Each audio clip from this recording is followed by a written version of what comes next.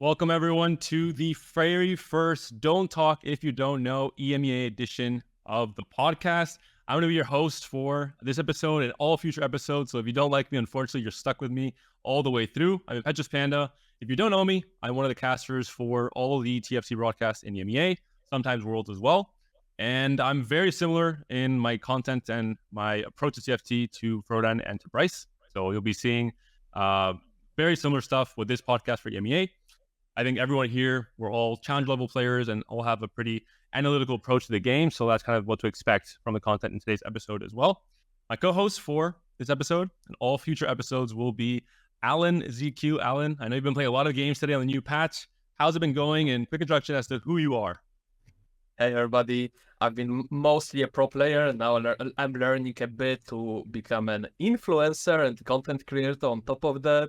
And my performance recently was more towards influencer mode, doing some Kale Kragas rerolls instead of playing properly. But hey, content is content.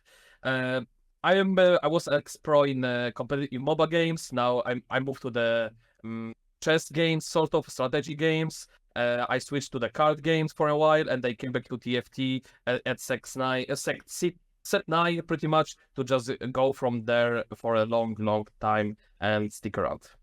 And now it's your full-time thing, and I think you took some time to come back into your form from set 1 and 2 that I think a lot of people from the old days of TFT know you by, but I think you're slowly already trying to prove that you're getting to that point again, and hopefully next GSC you'll make it. Kenobi, welcome to the show. Lovely to have you as a guest for this first episode. Brief introduction as to who you are and how you've also been playing this new patch today. I know you've been spamming lots of games. How has it been for you? Patch has been fun. I've also gone a little bit of an influencer mode, trying some Lulu reroll, and I'll just say that was influencer mode. And I've been a pro player for a couple of years now.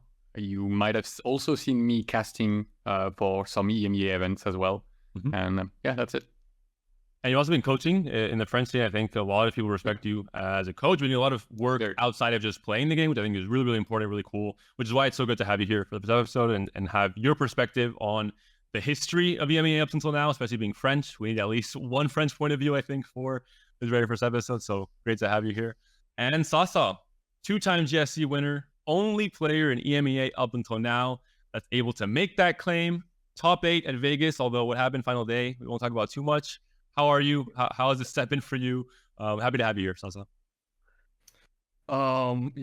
Despite the making finals in Vegas, the set has not been doing too great, but been going too great for me. But yeah, I will put in the work and get better. I'm happy to be here.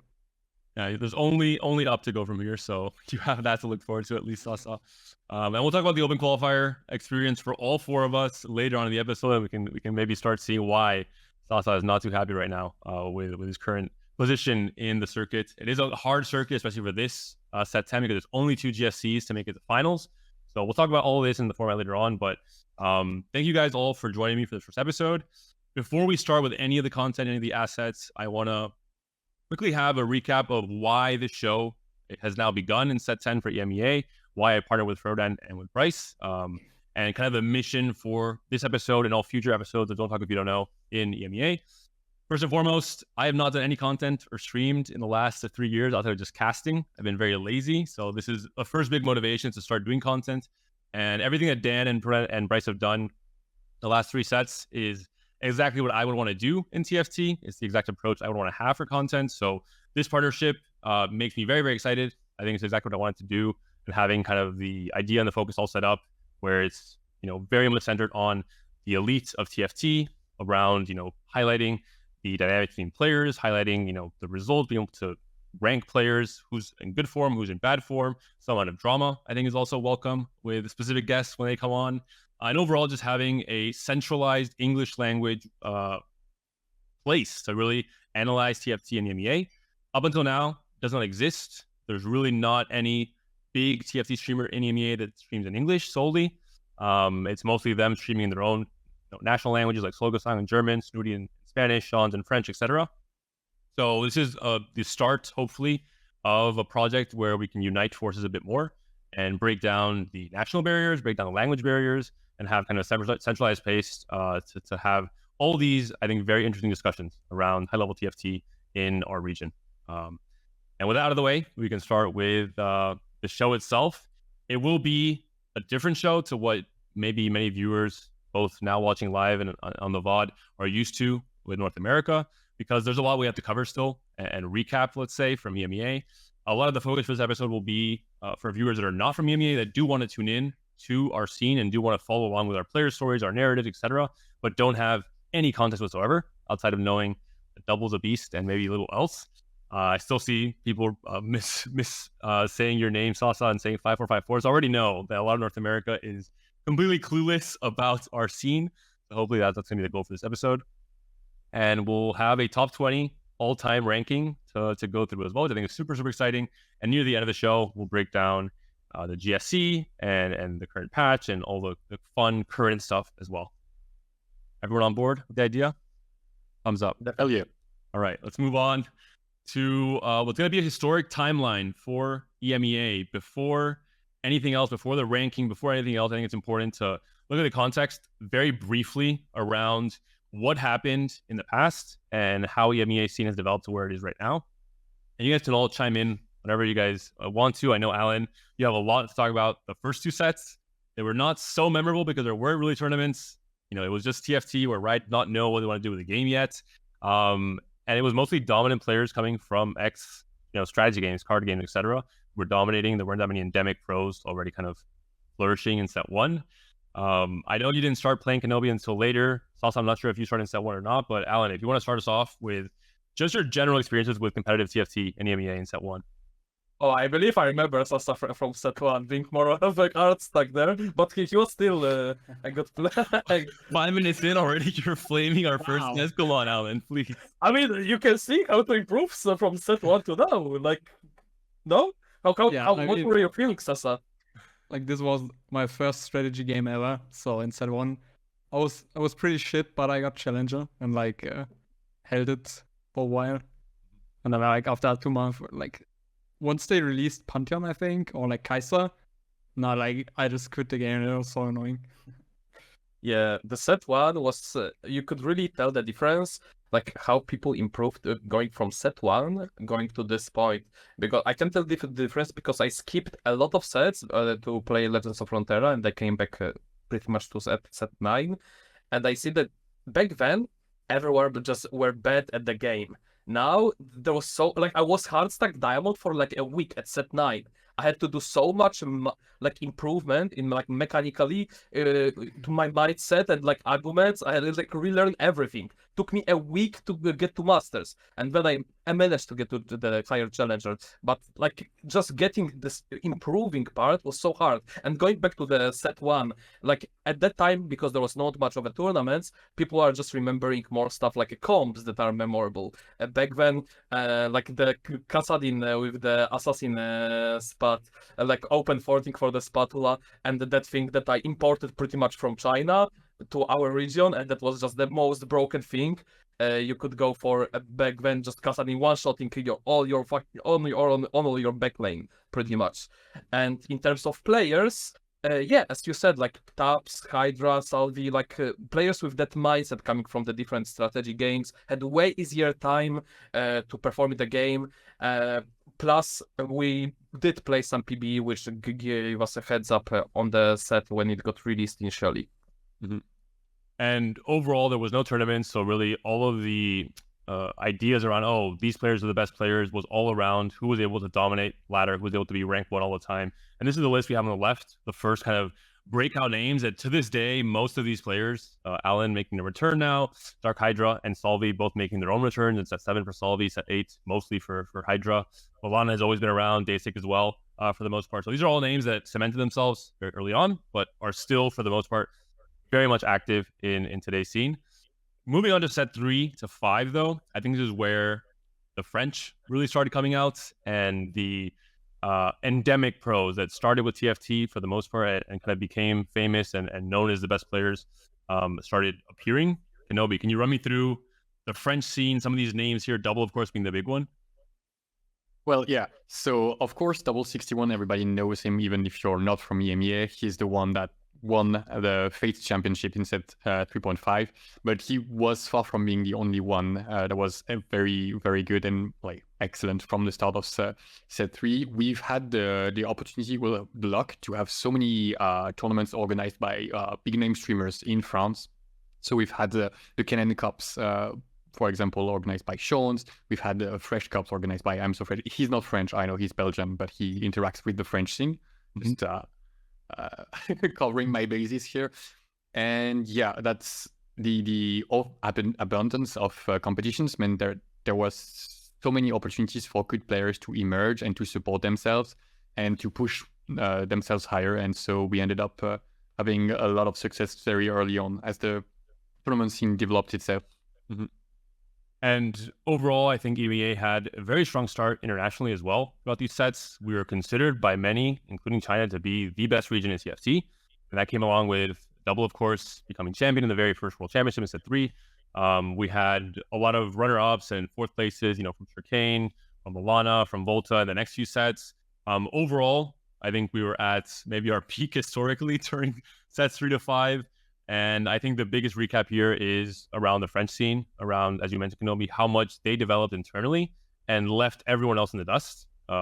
Germany was, not really having that same amount of evolution when it came to community tournaments, when it came to players taking that next step to becoming pro in the game.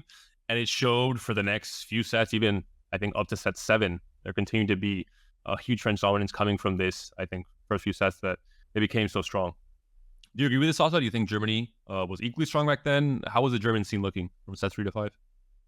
I actually only played set 3 and then I dipped until set 6. But yeah, for all I know, like there was like no tournaments, no study groups run by themselves, and like the performances show that, right? So yeah, until that 7, then things changed drastically. Great part about TFT, you can just jump it in one set, 2 sets, come back to it, and still have fun and do well competitively. So it's not like in the game where you have to keep polishing your skills like CS, MOBA games, where you just have to keep playing, or you're gonna just get lost pretty much, and gonna get outperformed by people who keep competing, who keeps improving. You can just jump into the fresh set and relearn everything. I completely agree. I'll be now my time to be completely transparent. Despite being a caster from set 6 onwards, I played set 1 and 2 very casually, like 50 games the whole set. I was mostly playing card games at the time. Set 3, I got the challenger, but still, as you mentioned, Alan, when I came back in set 6, I felt like I was just terrible in set 3 because it took a very hard time for me to adapt in set 6. But sets 4 and 5, I did not play at all. I did not watch competitive. I didn't know anything about esports scene. Even set 3, I didn't watch double winning worlds, for example. So all this will rely on maybe you guys to be my eyes for this past sets. Moving on to set 6, a set which I did play and started casting and really fell in love with TFT as a game is I think one of the most important sets in EMEA's history, simply because of how much of a step forward we took as a scene with Rising Legends as a circuit being developed by Riot and by GGTech, and just how much better this made the environment for competitive players who wanted to be pro at this game. I think you guys can all, well, maybe Alan, you weren't playing back then, but Kenobi and Salsa, how was that jump from, being in just community tournaments and getting eggs as a reward to now having an official prize pool and all these different stuff? Set 6. Well, at the time, for me, it was just same things. I was really struggling. I was trying to become pro at that time, and that's set 6. And between set 6 and 7 is when I made it. And honestly, set 6, I just sucked when it came to competition. And so I was having the same experience with the Rising Legend circuit as I was having with the internal tournaments, because they were in the end rather similar in strength, since facing the best French players was equivalent to facing the best EMEA players. And for you also? I mean, I didn't play a lot of set 6. I only I started playing competitive in set 7 and really stick to it. But before that, I was just a guy. I get my challenger and then dip to play League of Legends. And I had a lot of fun doing that, doing a marathon to challenger, new set is always hype. But yeah, I really regret quitting 6.5 because the German TSC came out then, And yeah, like I didn't qualify for it because I didn't play, obviously. So yeah, I saw the 6.5 like final, and I'm like, oh, these guys suck. I have to go back. Then I play set 7. I first set I make it in the TRC finals, and yeah, and then I stuck with it. We'll talk about the TRCs later as well, which are the regional competitions in EMEA. We have a much more complex format than NA. So for any viewers watching, please get out your papers, your pens, and get ready to take some notes maybe, because there is some complexity because of how many different countries and how much more of a player base I think we have in EMEA compared to just NA as a region. But we'll go through that later on. We'll do some housekeeping so everyone is on the same page before we start talking about GSC and previewing the event itself. Before we go and move on, I want to just talk about these breakout kind of dominant players that it's a list that mostly was players that started making a big name for themselves in set 6. Obviously, there was players that were good in set 6, like Double, who won the regional champs, regional finals again. But he already was a known player. He was a known quantity in TFT. Whereas players like Royson, players like Coco, especially from France, he became extremely dominant and has not stopped since then. Set 6, players like Saudi, Lelouch, Cambiz, Brix, Raiko, Xperia, and Aki, I think had really nice set 6. Some of these players did not follow up on it as much. I think, Alan, you can speak for 2 of these players at the very least, who have had a harder time keeping the same level, but hopefully we'll see them in set 10 popping off. Yeah, most definitely. In terms of set 6.5, I played it a bit. That was one of the more fun ones. I did have fun. Like, if the following sets were slightly better for me, and like the other games weren't as fun, I would have definitely came back sooner. Because 6.5, correct me if I'm wrong, it was the time where there was the like Sion Galio units that they were taking 2 slots, Fiora. I remember they were miming out of me in the Polish community when there was like I was finding one Fiora and I was going fast 9 based off that because the unit was so powerful. There was so many cool things you could play around, like Tamkench. There was a lot of exciting stuff back then. Yeah, we're not so much talking about the set themselves in this little breakdown because we have a lot to talk about, but I think everyone knows, remembers, and agrees that set 6 was by far and away the best set of TFT for competitive. At least I think it's a pretty universal in agreement, except for some psychopaths that liked Fates a ton for some reason with Chosens and other kind of more fringe opinions. But I think overall everyone agrees that set 6 was amazing. And set 10 was expected to be similar. I think we'll get into set 10 later on, but I think there's been some mixed feelings with some of the system changes overall across these last few patches. But we can move on. Go ahead, on.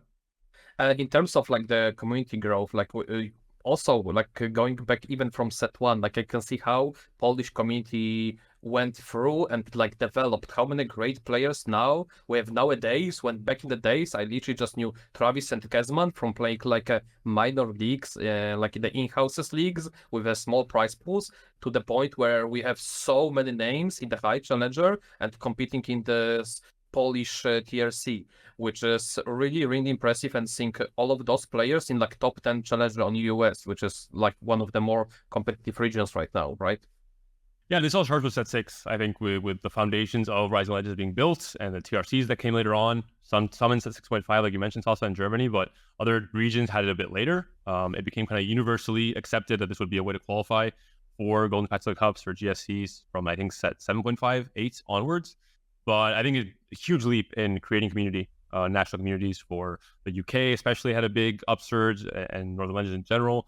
Germany, we'll talk about that later, but massive upsurge in set 7, 8, and 9 with how well they've been performing as a whole.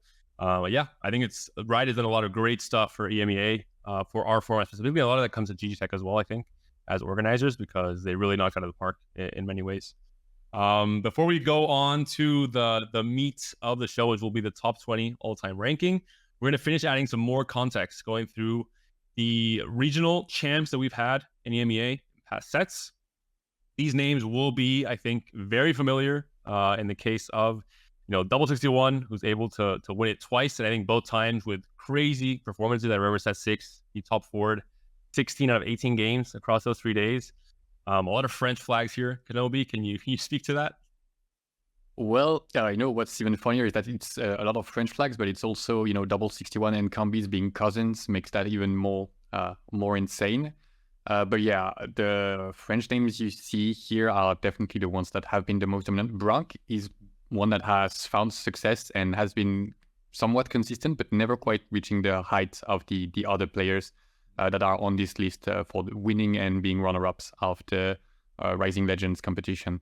But it's just all of these players have been fantastic as well when it comes to the French GRC as well, and all the French competitions. They've won multiple lands and internal tournaments as well. So they've, they are definitely the faces of French TFT. Mm-hmm. And Sasa, I wanted to ask you about Gluteus. He's a player that we don't see as much now. Obviously, he is a past regional champion, which means a lot. It's a very hard format to even qualify to finals in some ways. I think many players can see from experience, but even just winning a tournament outright, there's a lot of depth of talent in EMEA overall. Do you know anything about what he's doing now? If he's still competing? I know he's playing in the German TRC right now, and he's challenger in ladder, I think. Mm-hmm. But to talk about Gluteus a bit more, he actually won the first two German TRCs back to back. So in set 6.5? I think it was set 7 and 6.5. Yeah, so he won them back to back. And then he was there was a time where it was like, oh, who's the best German player? Is it Gluteus or Salvi? And people were tending more towards Gluteus. But yeah, then I don't know. He fell off a bit, dropped out of TSC, and has been not doing that well in ladder anymore. And I think now he's just playing more casually. Mm-hmm. Got you. And clearly, I planned the guest for the show perfectly because we've only had German, French, or Polish winners for GSCs. All three countries represented here on the show today. Alan, speaking on Lelouch, I think we all know him very well for one reason or another. Alan, as a player, what do you think about Lelouch? Where is he now? He's obviously continued competing at a high level on ladder, especially. Hasn't had the same success in tournaments the past two sets, I would say. But what's his form this set? I know you talked to him a lot. Well, very charismatic and expressive player, either on the scene or behind the scenes. I met him at 6.5, and he helped me get back to the game pretty much and relearn the game, because I did struggle initially. And in terms of one of the best players I've actually seen in terms of how flexible you can play, and a lot of players have that leaning towards mostly one comp, and sometimes they just pivot into something else. But in terms of flexibility, he's one of the most flexible players I've seen, which also sometimes costs him the games because he's trying out too much stuff. But in terms of pure skill, very, very, very good, which we can see most of the time on the ladder, right? Ladder tournament results, that speaks for itself, and keep competing in the high placing in the TRC. Mm-hmm. So very, very impressive performance. Mm-hmm. Moving on to the amount of finals that players have made. So total finals appearances, to contextualize once again for the historic ranking we're going to be doing and analyzing and breaking down for the next 30 minutes or so. It's very small here, so zoom in if you can. Don't if you can't. I think the names, you can already predict them if you've been following the EMEA scene for a long time. Some of the big names at the very top, players like Double, for example, players like Ging, players like Day6, Solvi, Solo. One surprising name to me as a caster when I was doing my analysis in past finals is Sweller. He's a player that's made it to so many finals, has not had the best results in the last few sets in terms of making it far, but for someone that, even for me, that I was casting and pretty much I thought I had tabs on all players, it surprised me that Sweller had made it to so many finals appearances. Goes to show his consistency, especially in the early stages of TF3 from set 3 onwards. Any other names that jump out to any of you? Sweller likes to cook. From just the even ladder perspective, he's the player if you want to enjoy watching. He also streams, which so worth checking him out. He does cook a lot on the in terms of his gameplay, and he is not afraid to take a riskier lines, which do not pay often, which can hurt in his results on the top end, but he's pretty consistent in how well he does. For you, Kenobi, any French names that not the obvious ones, of course, but I think Ketzer is one of them that people really underrate how consistent he's been in his career, for example. Any other names from this left list you want to? Well, Aware used to be very, very, very good, but he's dropped away from the game, and that's kind of sad because he was playing very differently from other players. But that besides them, we've mentioned all the other ones except Ketzer is, well, you already shouted him out. He's very consistent when he decides he's going to get into it. He just does so well. And well, Unid has taken his retirement out of pro play, and he's just focusing on content creation now. He was the one that organized the first tournament for the French TRCD season. We'll come back to that later. So besides that, all the other ones were already appeared and have been shouted out as being so good. And for Germany, Sasa, not too many players far up on the list other than Salvi and Solo. I think this a lot of it is because Germany's upsurge has really been the last few sets, so there's still that catch-up time to get to France when it comes to historic rankings. But overall, how do you see Germany right now in terms of just overall strength compared to this list here? Overall strength of Germany, I mean, we are probably second and France is first. I think it has been like that for the most part, and I think we need a lot more to beat the French. Actually, I feel like they have like just more high quality players. Like Yeah, the depth is where the top end for Germany has been very elite, but maybe past that top 10, top 15, it falls off quite a bit. And looking at countries, we're talking about it, but I think we can see it reflected here as well. This is the amount of first places, second places, top 8 essentially in EMEA finals. To no one's surprise, France has been completely dominant in a way that it's hard to put into words. Looking at the numbers here, they have almost 3 times, almost 3 times more than Germany when it comes to the points here. Poland coming in 3rd place. So again, perfect selection of guests for the podcast episode. I know Ging is watching. Turkey is also here represented, and countries like Spain. Italy even has fallen off quite a bit in the last few sets. Are there any surprises here to you guys? Yes, I have a question. Kenobi, what's this the secret? What's this? What's this points gap? Hello, what's the tech for the? Is there some massive study group in the France going on, or what's up? Well, there are several big study groups, but it's just we've just had so many tournaments and so many teams decided that TFT was a game worth investing in, and so we've had more players than other regions that are able to go deeper into the game, make it their main source of income, so they can spend more time into it, and they get even more incentive to try the hardest. But I think that's just it. We've had a very early lead into the game with all the infrastructure developing alongside it, and if you check like any amount of players, the French have we're just too many. There's just too many of us. Agree.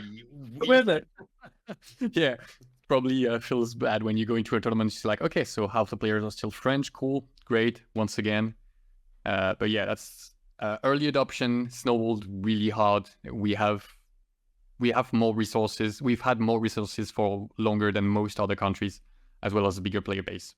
It's not early game. One quick question. I was looking through the stats, preparing the timeline earlier today, and I was very surprised. Set 5, Reckoning, EMEA Finals. There was no French players at all in any of the group. It was Aware and maybe one more player, but I don't know if was there a different qualifier altogether, because it surprised me so much. Or just France does not do well Set 5. Set 5 is Shadow and Radiant items. I don't remember what happened to make it so that we had few players. I guess other players were just better. 24 players. There was like maybe 1 or 2 French players. I was just taken aback. I did not expect this at all. Looking through the stats, but just quick little insertion there. I think it's time to move on to the I mentioned the meat of this podcast and the juice, which is going to be the rankings, the power rankings, all-time top 20 players. I'm going to quickly introduce first the regular judges and panelists for this show, for this ranking, and for all future rankings when it comes to current form, moving to GSC's completely crazy stacked lineup. Starting from the top, we have Skipius representing the Czech Republic. We have Snooty from Spain. Myself, also from Spain. Alanzq and Lelouch from Poland. We have Ging from Turkey. Alana from the UK. Og from Greece. Enzo, Lekoko, and Double from France. And Solo, Sasa, Salvi, and Dark Hydra from Germany. I tried my best to make it so there is some amount of parity between the different countries and regions, with obviously regions like France and Germany that have the best and I think the most populous player base that perform at a high level, represented a little bit more. But overall, initial thoughts on the judge list, Alan? You like it? Yeah, you put it nicely in the order so you can remember the countries for each player. Smart. This is Smart. Fortnite. I mean, the pretty stacked lineup, my stuff included. I'm excited to see the ranking and what people voted for because I didn't have much chance to look into it. So, and one important thing I want to mention with this judge list is there are going to be unconscious biases in EMEA, and this is simply how it works. And in North America, there might be some biases around your social circles and your cliques and different study groups to some extent, but overall, everyone watches every other player, and you're much more in tune with each player's individual strength at a certain point in a set or different sets. And EMEA, it's much harder. The language barrier means that some French players don't watch German players at all until they face them in a tournament, or French casters or analysts, etc. So I think it's important when we go into the ranking to understand this, and sometimes it's not, they don't do it on purpose, but you have some biases always towards people from your own country because you just watch them more often. But Kenobi, are you happy with the French selection for the judges? Yeah, definitely very happy about it. It's there are definitely some of the craziest players we've had. So yeah, very happy about it. And I want to mention that it's so true that it's so much harder. I will talk about the way we made the top 20, but thinking about it, it was so hard to trying to distantiate myself from I've just watched so many French competitions, and I know so much about each of the French players and very little in comparison when it came to the others. So it was very hard to try and be unbiased as possible. And Sasa, same question to you. Are you happy? I mean, you're one of the judges. Hope you're happy to be on board with us for our all future events, not just this one. Are you happy with the selection I had for Germany as well? I mean, there's 4 German players, so I'm happy. Like, that's more than France. More than France. Okay. I knew I made a mistake somewhere. I was trying to decide if I had to get 4 from France, but I wanted to opt to include, I think, some other regions, to have Og and Scapeus to some extent representing EUNE, with Og especially playing on the ladder and qualifying from there, just so he has some perspective. Not so much for this historical rankings. I think it will be mostly EU West dominated, but for future rankings, if there's some very strong players on EUNE ladder, I want Og to be there to reflect that on his ballot. But that's it for the judges. One more important thing, difference from North America. We do not allow players to vote for themselves. I think it's just better this way. It makes it a bit more complex to add up all the averages and stuff, but I think a little bit better. And we have some maybe slightly trolly judges on this panel who might abuse that rule if they can vote for themselves. So I'll opt to not allow them to do that. But that will be it for the judges. We can now move on with the snub list, the players that did not make the top 20. Those already can send a lot of signals on who did make it, but did get some amount of votes. So this is the amount of votes basically are, if you're ranked number 1 on someone's ballot, you get 20 points. If you're ranked 20th, you get only 1 point. These are players who are historic names, yes. Very good players, yes. But with EMEA and doing only a top 20, some players cannot make that list. And this is the list. Any surprises here for any of you? Alan, starting with you. Not much. Like we know, like I remember only from the back then days, Beast was Beast, still is a Beast. Signals, Scapeus, I still keep facing them, and they give me hard time on the ladder. Travis being Travis, obviously. Uko Gluteus, more like, as I mentioned before, as a casual. And Kenobi, you mentioned huge respect for Nuke. When I started casting set 6, he was a beast. As you mentioned, I think the fact that he didn't keep up competing at the highest level the past 2 sets has maybe knocked him off of that top 20, which is, I think, sad because he is a player that I recognize as one of the historic names from France. But are you terribly surprised to see him in this 21st spot? No, it makes sense. He's had very good runs in the earlier set, from set 3 onwards to set 6, and he's slowly and gradually transitioned out of pro play. He's been playing for as a professional player for a very, very long time, so it makes sense that he got tired of it and decided to move on to something else. It makes sense that he's on the list and that he's not in the top 20 at the same time. And Sasa, your expectations, you're not seeing yourself here, so I think you're making some assumptions. Did you think you would be on the snub list? Did you think you would be on the top 20? What do you think about your career so far in CFT?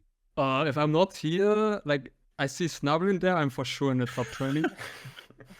Easy math. But yeah, what I'm surprised about is that Noel has 4 points. I think they're all from me. I don't want to spoil it.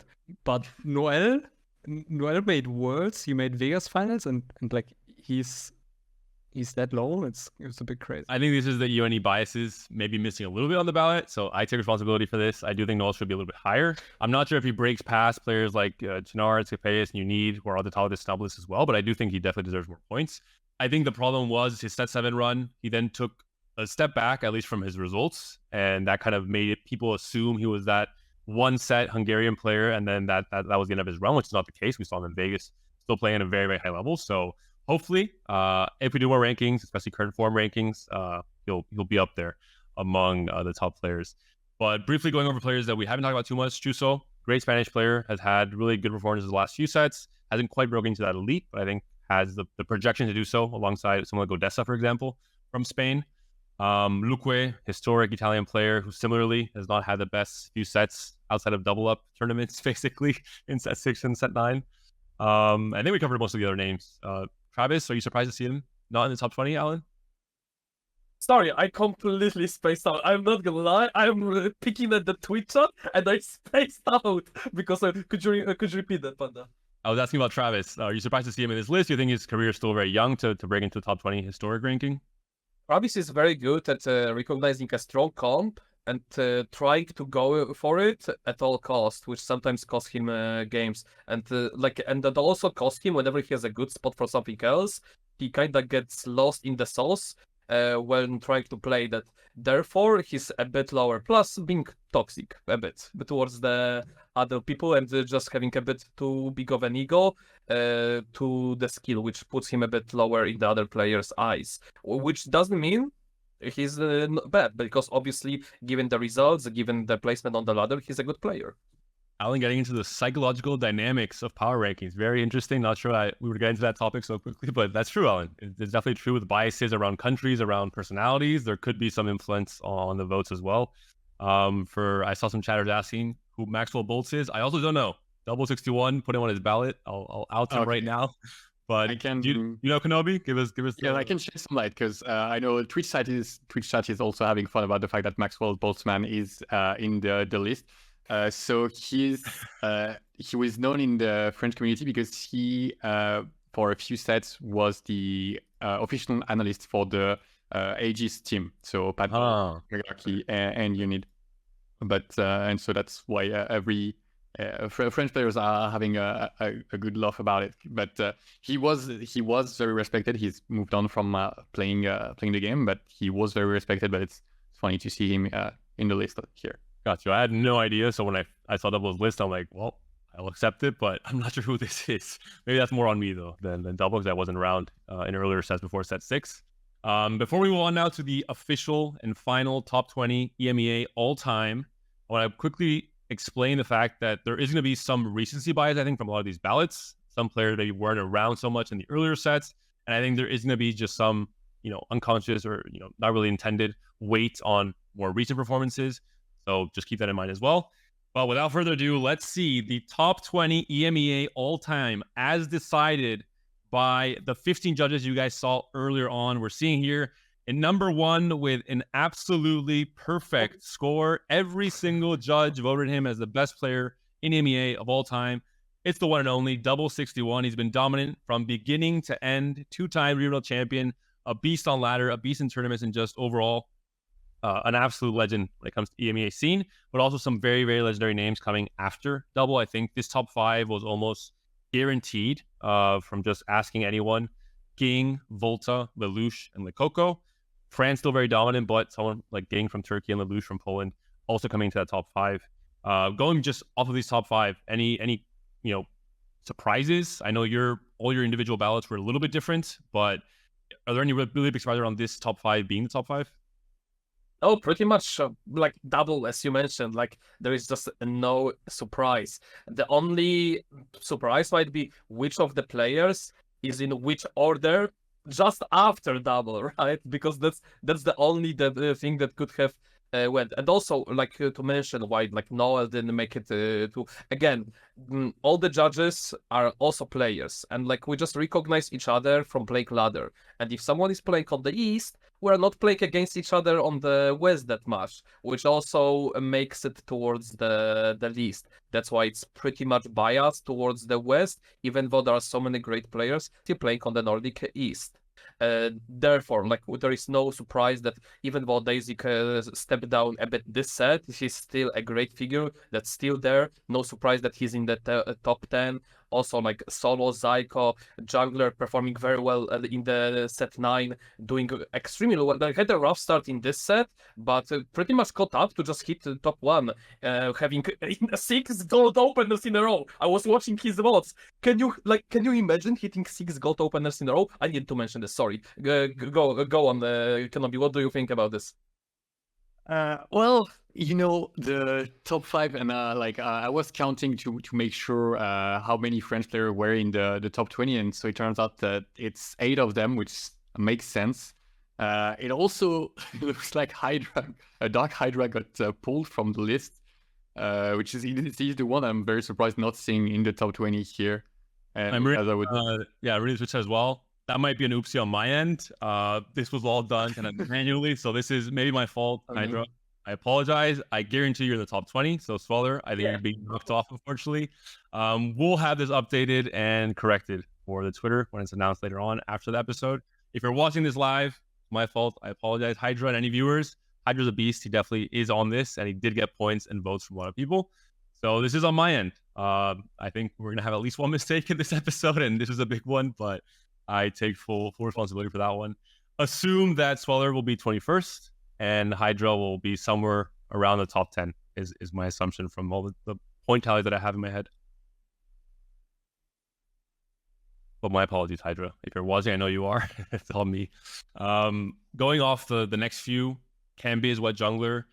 2 very recent performers that I think the recency bias comes in here. I think looking at it like very coldly, it's hard to imagine some of these names because of how young their careers are. I think Kenobi has been around for a long time, but it really had that upsurge in set 8 onwards. Similar for Wet Jungler.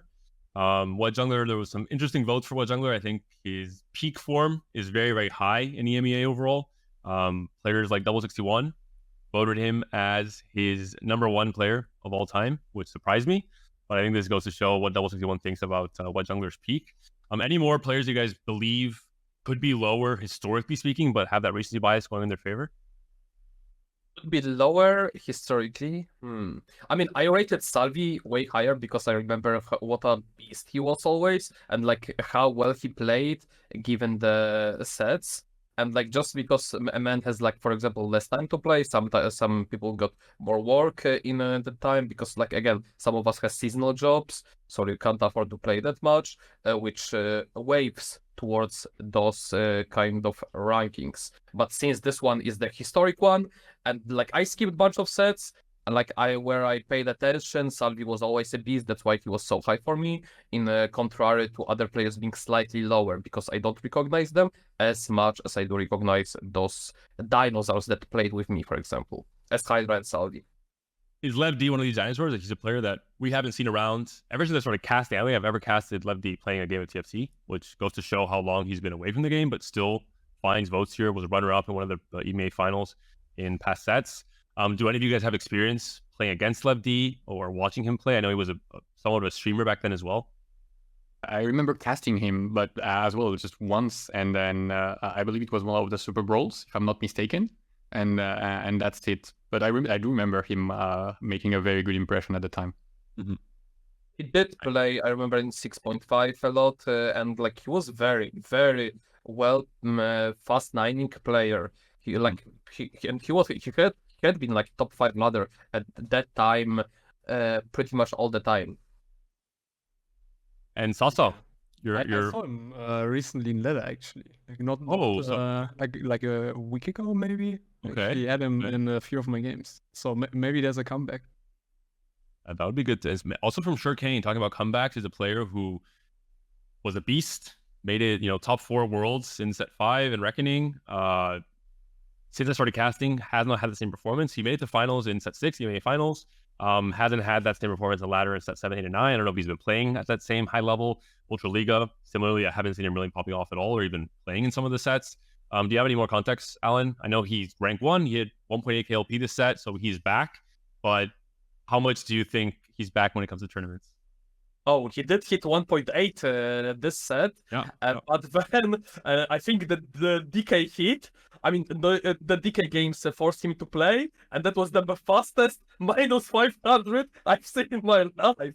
Literally one afternoon, the second day I log in, look at the ladder, where's Shirkane? Where is Shirkane? I look at the 1300, there he is, slightly below me. What happened?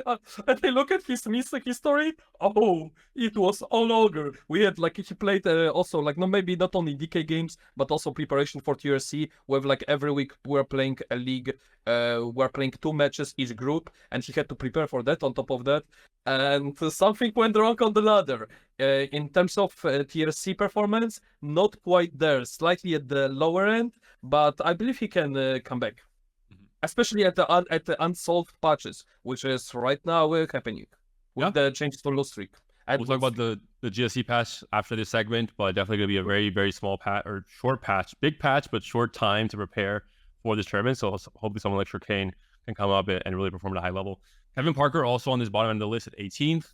Sasa, you can speak to him a lot. I think he's popping off on ladder since set 6, maybe even before that. He's been an absolute beast. Hasn't been able to translate that to making worlds yet. Did really well, of course, at Vegas. So he's definitely a player with, I think, still a very long career ahead of him. And he's already projecting to become one of the best in EMEA, I think, if he keeps up his current pace. But historically speaking, doesn't have those achievements from the past like other players. Do you think he has that projection to be higher on this list 2 years from now? Yeah, if you consider that I think he's 2019, I don't know, he's very young for sure. So there's a lot of potential there. If I was 20, I would probably rage quit every second game. I don't know. So if he's at that point already, I think he will pop off in future sets and maybe go to top 10 for a time. And moving up, Sasa, you're on that list as well, alongside Lires, alongside Enzo. Lires is more of an old school OG player that is not quite broken into that S tier, I believe, with winning a major tournament, etc., but has been very consistent all the time. Whereas you, Sasa, and Enzo, I think, are more of a slightly newer school, set 6 onwards. You've had 2 GSC wins. Enzo performed at a crazy high level in set 8 worlds, making it to the 5th place overall. I think you guys have had a similar rise in the last few sets. Are you happy with your spot on the list? Do you think you should be higher, lower? Yeah, I was before the show, am I on the list? I think I don't deserve to be there. I started playing competitive in set 7, so I kind of got a reputation really quick, which is nice. Yeah, and I'm definitely glad to be top 15 in such a short time. And speaking on Enzo Kenobi, do you think he should be higher? I know a lot of top players think that his peak form that he's proven is some of the highest we've ever seen in EMEA overall. Hasn't had that same tournament success when it comes to consistency of qualifying at GSCs, of making day 3s, etc. as other players. But you think Kevin, for example, he'll climb to that spot as well in the next few sets? Oh, he's definitely in a position where he can make a repeat of his performance at Worlds or even better. He's shown that his peak was very, very high, and I think he could have made it even higher than 5th place at World. He definitely had the level and kind of missed on the opportunities to really shine there. But he's definitely on my list. He's higher than that, and but as always, it's hard to, with the bias of seeing him and all the other French players perform so much more. He's very, very good at staying open on several lines and then zeroing in when at exactly the right point, when it's time to stop being flexible and just start executing on one specific line to the end. He's so good at taking small advantages and turning them into wins. Mm-hmm. And looking at Patable, someone that I think had a very dominant set 5 and 6, that was maybe his peak as a player when it comes to results, has maybe fallen off a little bit in terms of consistency, in terms of making day 3s and GSCs the last few sets. Do you think he's accurate? Do you think he's just been, unfortunate? What do you think has been the case with Patable? I think he's had a rough set 9, but when it came to French tournaments, he's been performing very consistently all throughout the French TRC's history, the lands. He's always making the finals, the day 3s, and winning. He's won the French TRC twice, for example, and so I think him being 13th is a little bit rough, but you know, I'm gonna stop repeating myself. I just yeah, he's had a rough set 9, which I think is with the recency bias affecting his ranking. But I think he's been one of the most consistent EMEA players we've had. And we'll go through the individual rankings as well, so you'll have a chance, don't worry, to kind of showcase why you had certain players higher or lower. Looking at solving Lana, to OGs who made similar-ish comebacks in recent sets to kind of cement themselves as not just, you know, a blast from the past, but also still players that have what it takes to still perform at a high level. Lana did very well last set in set 8 as well, and Solvi was a beast in set 7 on his comeback with his new gym mindset. And he came back and proved that was the case. He had a much better mental coming into tournaments and won one of the GSCs as well. Alan, are you happy to see some of the OG names still kicking? Yeah, I mean, it proves that even though we do not do well sometimes, we can still kick in, even though being washed or not. I think similar for Zyko, Solo, and Dasik, especially Zyko, who had a great run last set. I think a lot of players didn't give him much credit, despite being a runner-up at Worlds in set 4. He doesn't spam a lot of games on ladder. He's a very unique player with how he approaches TFT, but last set he proved a lot on the multicasters patch, and then World maybe not the best result for him, but I think it was really great to see similarly someone that did not get much credit in the past making a good run and proving that he still has what it takes to compete among the best. Do you agree with this, Kenobi? Or what's the sentiment in France around Zyko? I think in France, Zyko is rated very, very highly. He's not as well perceived in the EMEA region overall because he has less of a... he's not streaming, he has less of an online presence, but he's definitely... he was a runner-up at Worlds. He went back to Worlds even a second time, which is very, very rare. Very few players have done that, and he's so good. Always terrorizing lands. But yeah. And he has a very good approach to studying the game. He doesn't play so much, but he's watching the game a lot and studying the stats and really, you know, breaking down the numbers and all this. I think around the theory of TFT, he's maybe one of the best players in EMEA around solving patches and really finding out what's broken and then playing a lot of it, which is what we saw, especially with the multicaster patch. And finally, the list here, before we go into what we already talked about, Solo, I think a player that hasn't had that enormous peak, but he's been so consistent for so long, especially on ladder. I think a little bit less so in tournaments. Do you guys have any opinions on Solo as a competitor, as a player? Kenobi, Sasa? Go ahead, Sasa. Yeah, I mean, on this list, you can really see the impact of ladder and how hard that impacts the rating. I mean, he has been in the finals in Rising Legends last set, right?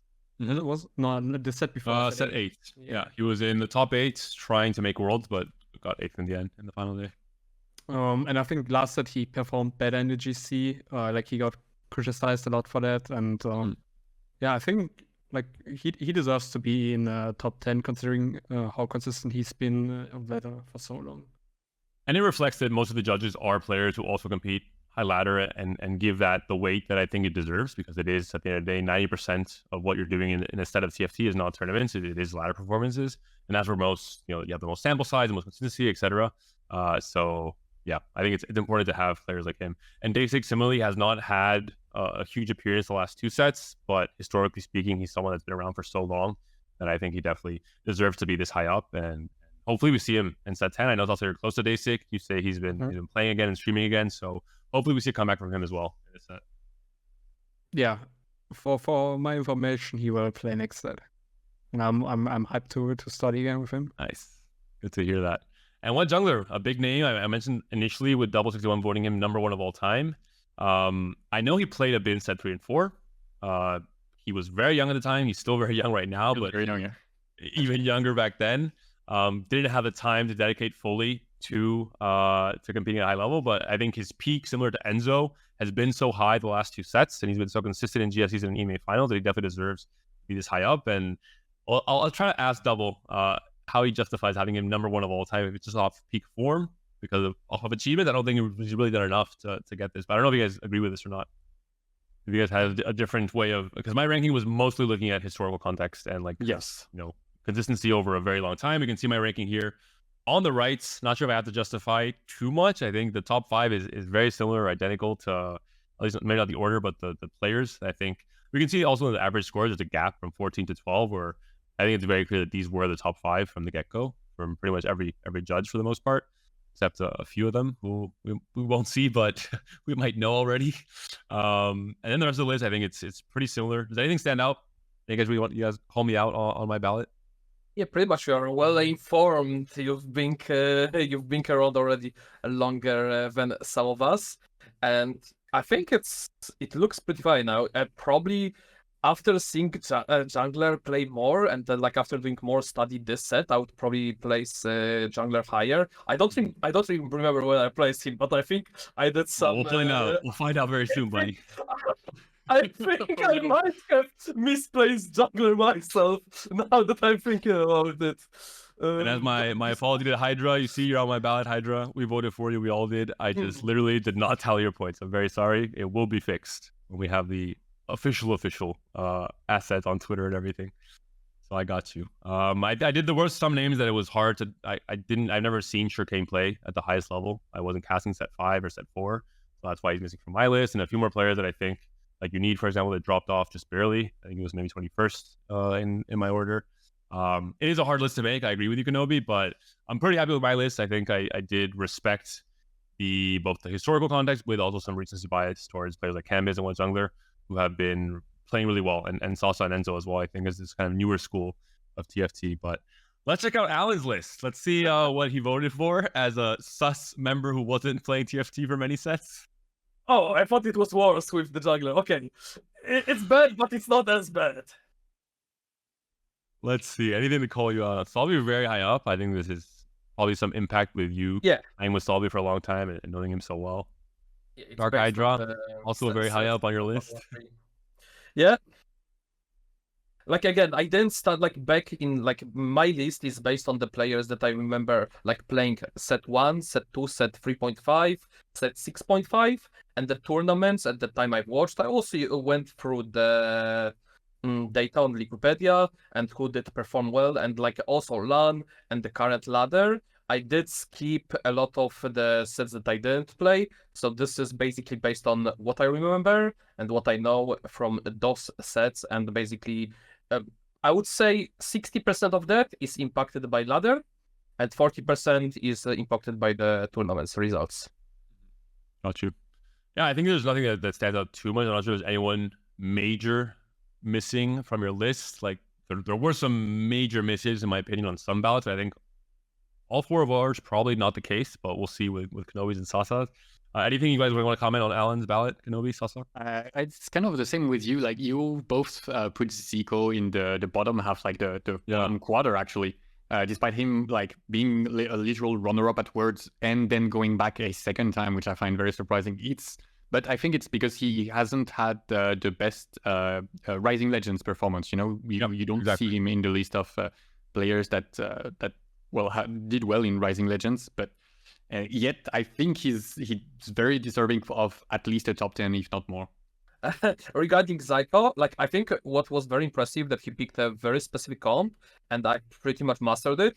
I didn't see him being that flexible, which I really respect from the players. But in terms of mastering that one comp, which was multicaster set 9.5, which allowed him to also go that far, was quite impressive. But like I need to see more of a player.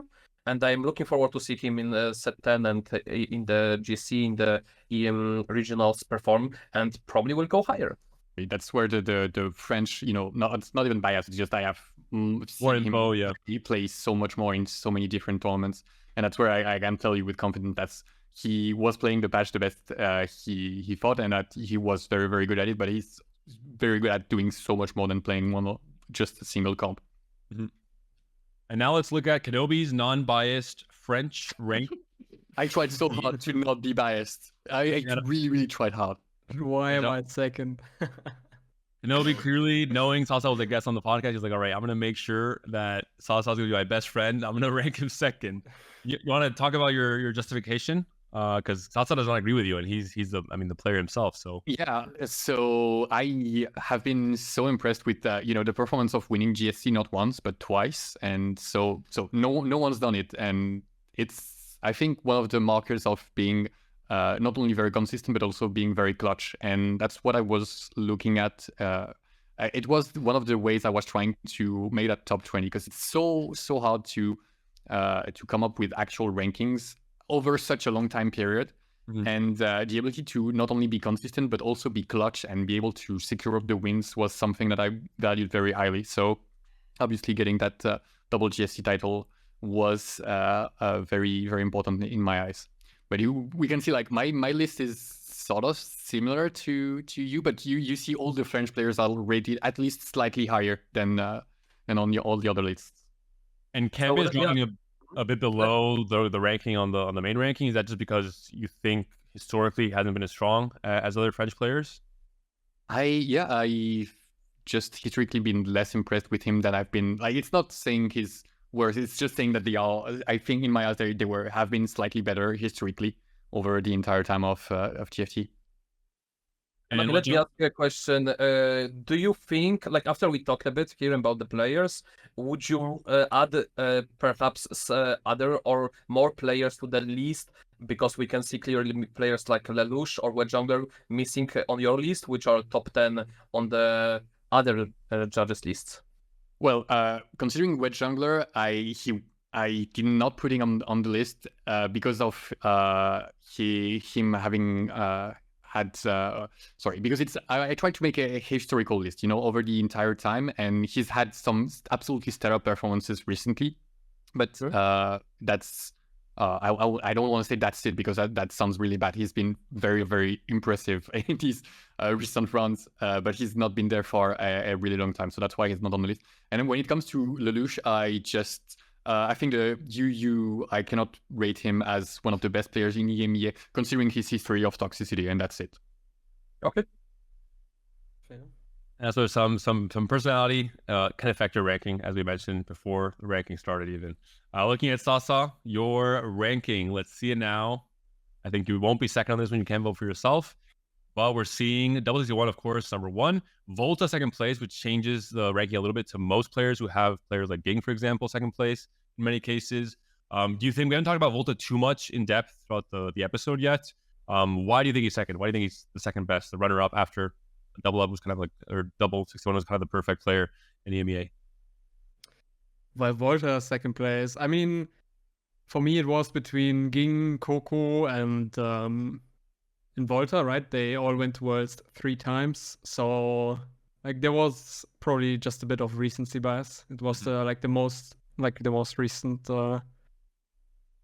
time he went to Worlds. So yeah. And also 3 times Worlds competitor, so I mean he has, and really accolades, especially looking at French tournaments. Kenobi, you can speak on this. Volta has been an absolute beast. He's had maybe some trouble with consistency in some GSCs for Rising Legends, some sets, for example, but looking at his accolades and the amount of tournaments he's played in and the amount of tournaments he's done well in is insane. If you look at his liquid PD page, I think it's probably one of the most stacked pages out of any player in EMEA. Definitely. Also has one of the more unique play styles, I think, in all of EMEA. He really he very often stands aside from other players and decides to play very different lines to massive success, despite them being much less well known. He's been very willing to experiment and make it work as well. Mm-hmm. Any surprises, Alan, on Sasa's ballot? No, pretty much what I would expect from Sasa list. But maybe I would expect him to put Kevin Parker higher. Sasa, what do you think about it? It was hard fitting every player in. Like, I just have to. Like, there's so many players I left out, and I feel kind of bad. But yeah, I think like there's like no player here that I would put under Kevin Parker. I think like almost all the players above him have a world appearance or have been more consistent. So yeah. A player like so many great players, no? Like, look, it's so hard. A part of like maybe like just double and like getting like the players. It's hard to put between put them on the specific spot because it's just like there is so many small imperatives going towards each one. Yeah, I think past the top 5, I think it's very hard to then start analyzing. Do I look at recency? Do I look at tournaments? Do I look at ladder? Do I look at peak form? Do I look at consistency over time, despite the peak not being as high? I think I agree. It's very, very difficult. Some players were snubbed. We saw Unid and Chinar and a few other top players who've been around for a long time. There's their recognition to some extent, but it's a tough list. It's the top 20 all time. It's cutthroat. Not everyone can make it.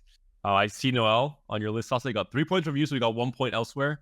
But as we mentioned earlier, I do think he should have been a bit higher. And one more player from UNE we haven't talked about yet too much is Og. We saw at the very beginning, when we're adding context with the finals appearances, Og has made 4 finals, which surprised me.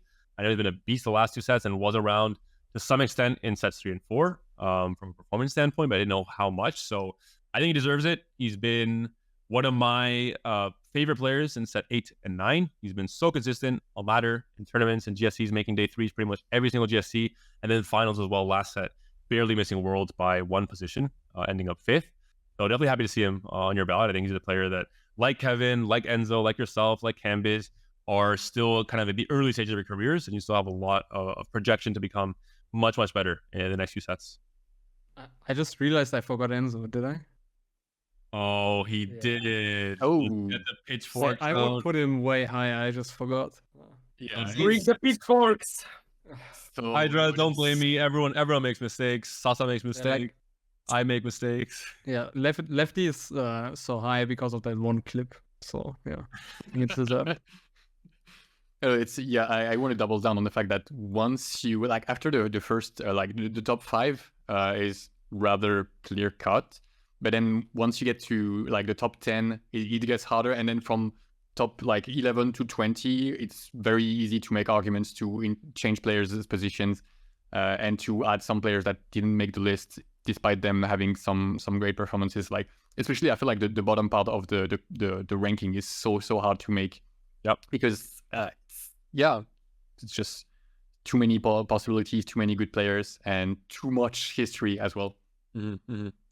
That's gonna be it for the power rankings. I'm very happy with the list overall, despite Dark Hydra missing. I will make amends. I will try and fix that for tonight and post the official list on Twitter and social media with Dark Hydra. Again, I think it'll be around the top 10 spot, top 11 from my mental calculations. That means Swoller will be knocked off to the sub list. So I'm sorry, Swoller, but that's just how the points go. We're going to move on to the second part of the podcast, and we've taken a lot of time in this first hour or so, or hour and a bit. We'll have to move a little bit quicker.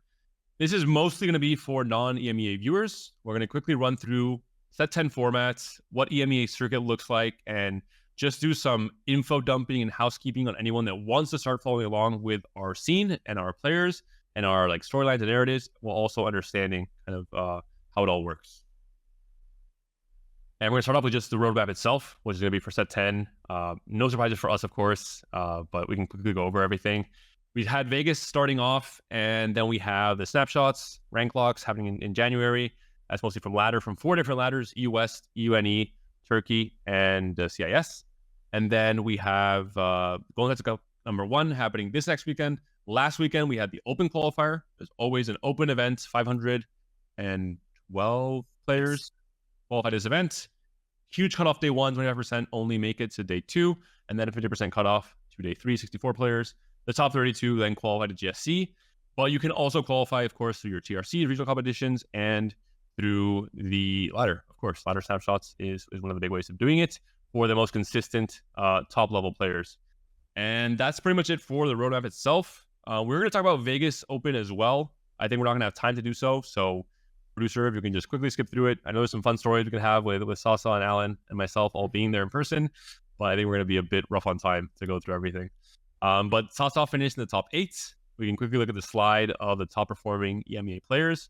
Just to have a quick recap, Kevin Parker, of course, did so well, was poised to win the whole thing. Checkmate, of course, is checkmate sometimes. That's, I think, one of the best moments in TFT history when it comes to tournaments, with the Yone in game 4 and the comeback and the way he prolonged the tournament for 2 more games. I think everyone has seen it, so I won't talk about the clip for the moment too much. Double had a great performance. Noel as we were talking about Sasa, really great comeback coming into Vegas, did super well. And Lides, point-wise, is 4th here, but you were in the top 8. I think you should be somewhere. Yeah. I should be reflected. I got removed from my finals performance. It's okay. What happened? What were you feeling? I know you probably weren't too happy, obviously, especially on a stage like this and with kind of a lot of new eyes watching you for the first time. But how was that? Briefly, how was the experience overall? I mean, it was great. I made a lot of mistakes that trip. And yeah, I just hope I can fix them in future LANs and I can do even better. You'll have a chance to, for sure. Don't you worry. And Vegas was super fun. We'll see more of this in the future. I think, officially announced. There will be more events like this. So hopefully we'll see all you again in person, Kenobi. Hopefully you can make the trip as well. I know for EMEA it was very hard for Vegas because of how far it is and, cost, etc. for a lot of players that couldn't make it. But still, 29 French players made it. You followed from home. Did you, like the experience overall? Are you happy with how the event was run? It was great. Yeah, watching everyone, trying to follow everyone's point of views, having the French broadcast as well as the official broadcast to try to keep up with everything was absolutely insane. The finals was the best event we've had, or the best competitive broadcast we've had for TFT ever, I think, in my opinion. So it was a blast, and it also shines a really bright spotlight on TFT's future. Yep, completely agree. And now moving quickly into some of the snapshots we had for set 10 already for EMEA. Briefly, any big surprises for any of you looking at these snapshots? Taking into account the first 2 ladder snapshots that were done, missing the 3rd one that was done on January 8th. And these snapshots will decide who ends up qualifying to finals at the very end of the set directly from ladder without having to take into account GSC points or anything else. Alan, any surprises on this list? Yeah, pretty much all the standard grinders, like Double, Tom Jedusor, like all of Gink, like all of those players. Also, Gink avoided going to Vegas so he can grind harder for the snapshot. Like, this man is a strategist himself. But overall, no strategy. Like, in terms of West, I can't talk much about the other regions. I don't know much of it. But in terms of West, like, standard. Just, like, I would say just Lench missing here when he is usually at the top of the snapshot as far as I've seen so far. And besides that, no surprises. Kenobi, can you speak on Jedusor being this high up? I know he's been pretty high level, close to elite player in France the last few sets. Not quite maybe breaking into that S tier, but this set he's been smashing it. Yeah, this set, and he was actually smashing it the past couple of sets. Well, the last sets in the French TRC especially, he's been very dominant, and he's really risen as one of the top players. He's extremely consistent. He's recently transitioned to being full-time pro and really showing that he has what it takes. And I'm very envious of how far he's come as a French player. And for you, Sasa, any surprises, any standout players? Solo, as usual, making his great runs. White Jungler continuing his dominance on ladder since the last 2 sets. I don't really. I think there's a lot of surprises. I'm glad that Jedusor finally gets some recognition because I think he was very good the past sets. Didn't quite. Did he make EMEA finals? I don't know. But playing against him in ladder, in GCs, seeing his ladder placement, he's been very good the past sets. Looking at the other ladders, Sacred Noor is a name we've seen a lot from Russia. Number 1, Havali, similar for Turkey. For UNE, Og, barely making it actually in this case, 5th place, not quite as dominant as he's been in past sets, but hopefully he can change that in the next few ones. And Arrow also, a player we haven't seen much in set 9 and 8. He was pretty dominant in set 7. I remember Dragonlance. He was a very strong player, so we'll see if he makes a big comeback moving forward. And now we're going to look at the how to qualify to GSCs. For anyone that's not from EMEA, it's much more complicated in North America. It's not as simple. So we're going to look at it very basic here. 32 players from Open Qualifier, which happened this last weekend. We're going to see the list of those qualified players briefly. We all played in the Open Qualifier. None of us qualified. It was a sad story for all of us in different grades because I think we all had different expectations. I come out happy from the performance considering I made day 3 as a washed up caster. For some of you top level competitors, I'm sure you're not so happy, but we'll get into that. Looking at TRCs, 10 TRCs total in EMEA.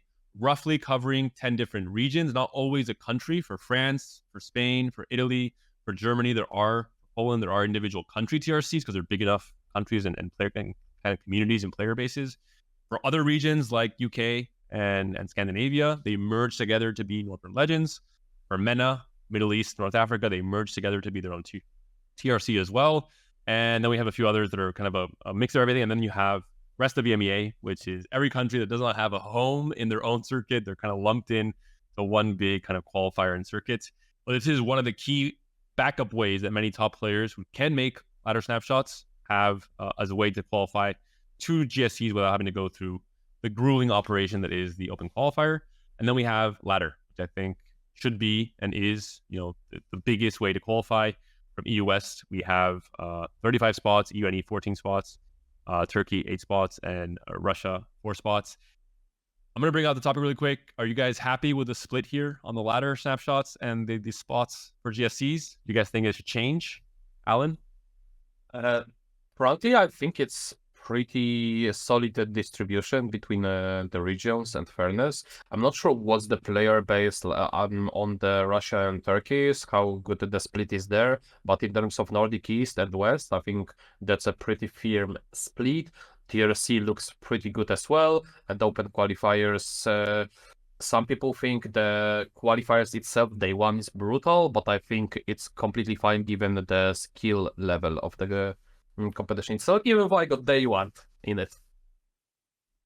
So Alan, you got day one, Kenobi. You made it to day 3. You ended up... I made it to day 2. And Sasa day 2. You arranged them incorrect here. Based on all qualifiers. We can look at the open qualifier list of players who did make it. Not us, of course, but those 32 players who managed to survive the very grueling 3-day formats and qualified. One player for each of you that stands out here from this list, Alan? One player. I mean, there's so many names that don't stand out. They should be there. I can start if you want. Okay, Sasa, go for it. Okay. I want to point out Lusher. I invited him to our study group recently. And we talked about the game earlier. I sacrificed myself for him, and I hope he does well in GSC. Okay, one day. TSW5, it's Kubek from Poland. He was having a very rough set so far. But I'm happy that he made it through the open qualifiers. Because I also think there was some mistakes in terms of TRC, who is qualifying from one of the groups, and supposedly he was getting in, and the fact that he made it through the open qualifiers makes me quite happy. So there is no the hard held for it. He was in my lobby game 1 of day 3, and he was, before starting the game, he was the lobby leader. He was like, "Oh wait, guys, give me 2 minutes. I have to find out if I'm already qualified or not." And we were all like, "What the fuck? Like, are you serious?" Weird flex, but okay. Kenobi, any set? For me, Yubidashi, in 13th place here, is one of the French player that was semi-professional and that just came back this set and just smashed it out of the park for this open qualifier and looking to take back to take a spot in the French scene and the EMEA scene with a good GSC performance. I'll be watching his run with a lot of interest. Got you. I'll clean up. Happy to see Tampop making a return. He was, a beast way back in set 4 or 5. Took a big break. Is back this set he joined Guasones, the team that Iguana is on, and Manute is running. And happy to see him. Sturdybu, of course, making it. And Safo, the open qualifier king. If we look at stats for the amount of times a player has qualified to GSCs through open qualifiers, I'm pretty sure Safo's number 1. I think he's made it through 7 open qualifiers directly to GSC. I'm not sure why he's not putting this effort and time and skill into qualifying through easier means, but good job to him for being able to do it every single time. Great to see players from MENA like Arzo and Talel doing well. Jimray having a great last set, finding a way to make the GSC this set despite not having, I think, the best start for him when it comes to ladder, etc. I think that's most of the big names that I want to talk about here as well. Wega, he killed me on the last game 6, playing Jax with Zanyas and just bopped me 2 times. I lost 2 fights, so no props to you, Wega. I'll have an eternal rivalry with you. We're going to have a segment to talk about our open qualifier experiences. I'm not sure we'll have the time to go that in depth, but briefly, Alan, what was your prep expectations like? What were your kind of thoughts going into it? Into GSC? Into the open qualifier.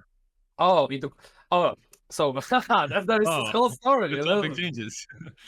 I was like, okay, I was like 1315 LP, and I was like, let's play one more when I'm already in on from the ladder. I played one more, I rerolled Riven, I missed, I went 8th.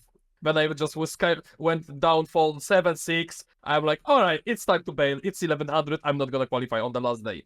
Alright, then I play Tier C. I go second first game. From the Polish Tier C, there is like 4 slots, and you have to place top 2 in your group. There are 2 groups. And after game 1, I was second. And I needed 2 other players who are already qualifying for the ladder. And being top 2, then I could go lower, basically, in that ladder. And then I decided in game 2, I'm gonna reroll Kale from open fort. And then game gave me 0 defensive components. I just died because I had no defensive components. If I went 6 or higher, I would qualify through the Tier C, which is kind of funny. And then I played open qualifier, and I was pretty much in, but I decided that I have too big to fall, and it's time to... A game offered me shop later, Bruiser, Gragas, and it's time to reload Gragas with TF.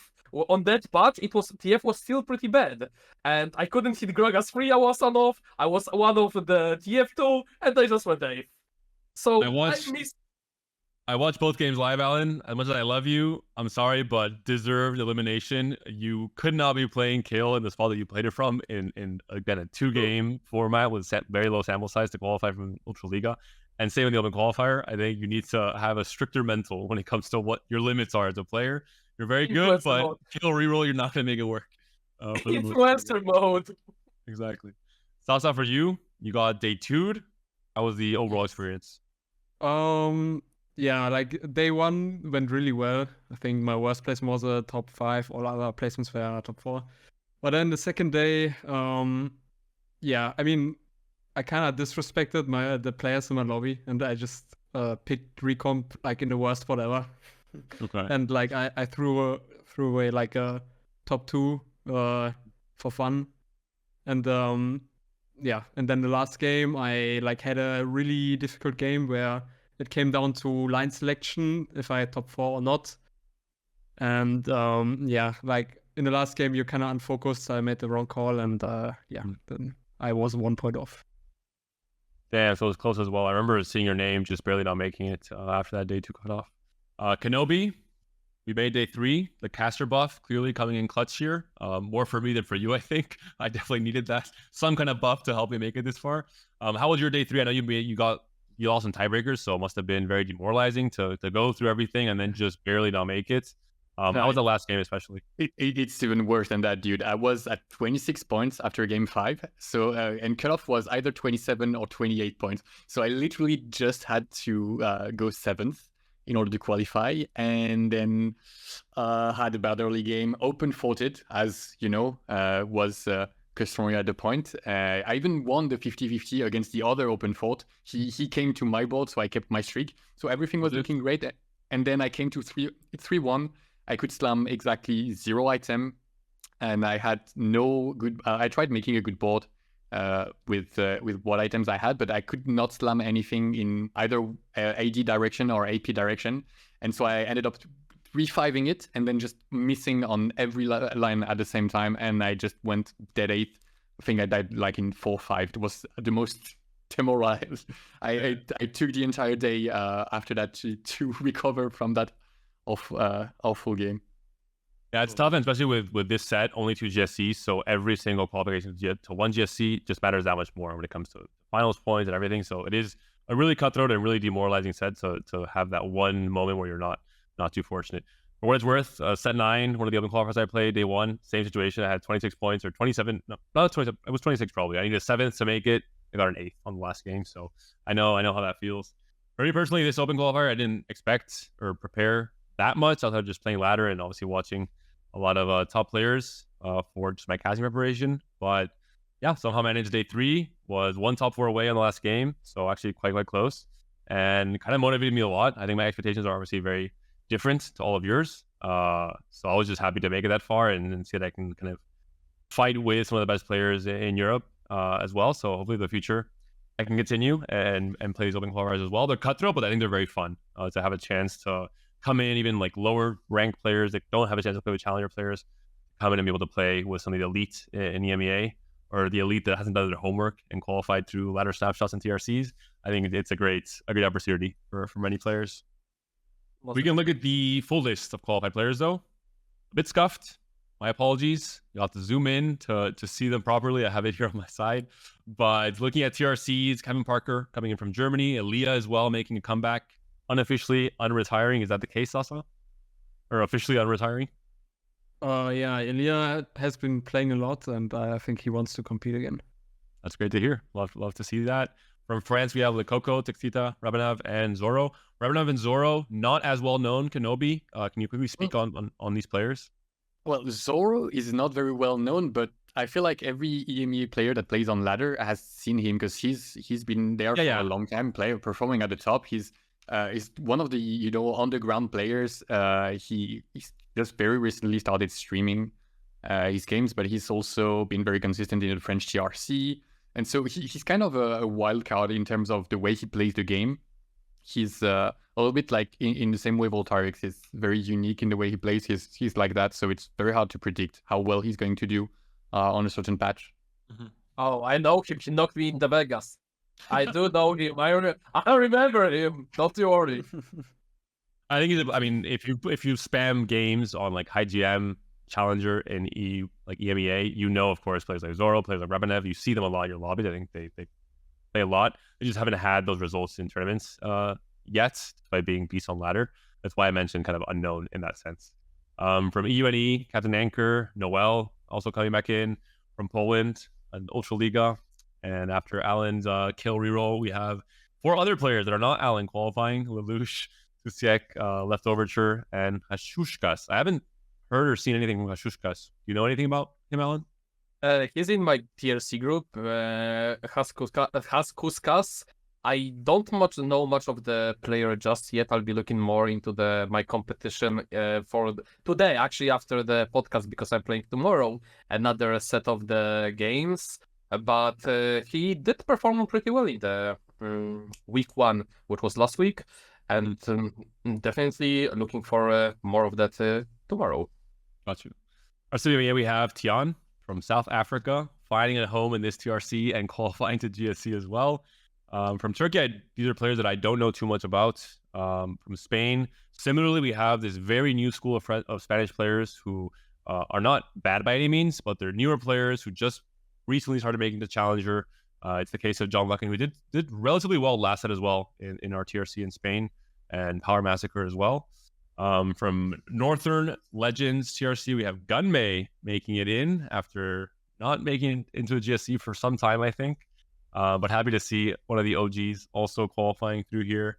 From MENA, not names I recognize too much. Italy, we have maybe the holy trifecta of Italian players finally coming back in with Solar Tiger, Shining Star, and Raiko. We're missing, of course, Luca and Balotelli, but still super happy to see these big names making it back into GSC. Do you guys agree with this? Because we saw Italy on a huge kind of downsurge the last few sets. Yeah, I remember from set 2, the Blender Mafia. I was about to mention it. Where they forced like a Nocturne every game, and it was basically the Deafen of back then. So yeah, ever since that Nocturne is gone, it's been going downhill for them, sadly. So maybe they can start a comeback this set. Yeah. Well, we had the Scrub Mafia as well in set 6. That was my first introduction to Italian TFT, basically, with how good they were playing Cyber. Or no, was it Cybers? What was the name of the trait? Scrap. It was just Scrap. Okay, that was the name. Yeah, Scrap. That's it. Yeah.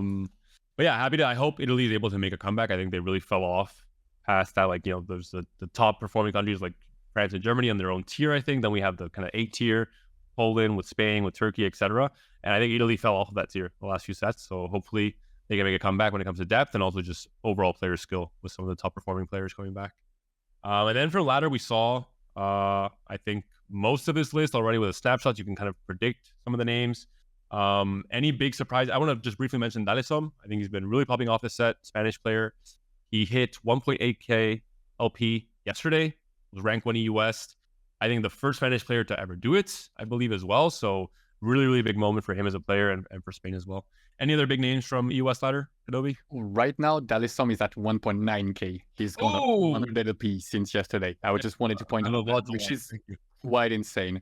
No particular thing. It's just I've counted, if I'm not mistaken, there are 15 players qualified through the ladder that are French, all playing in the French TRC and the French region, which makes sense, but it's still always very nice to see for me. Vomideth as well, doing so well on ladder. Are you surprised at all, Kenobi? He's had a very rough set 9, but he was very, very good in set 8, so no, not surprised at all. We have like 5 Polish players going for the US this time, with the Shirkane being on top at the time of the snapshot taking players, which is like Travis, Shirkane, Kacperski, Kubikson, I believe, and there was one more. Oh, Bryson, yeah. So there is few more spots for us plebs in TRC to take the qualifier. There was. And on the German side, Sasa, are you equally happy with the representation here? Yeah, like I see, how many Jones do I see? It's kind of hard to read for me, but I think it's 5. I think Exo maybe 4, but yeah, I think it's for Germany. It's not that much.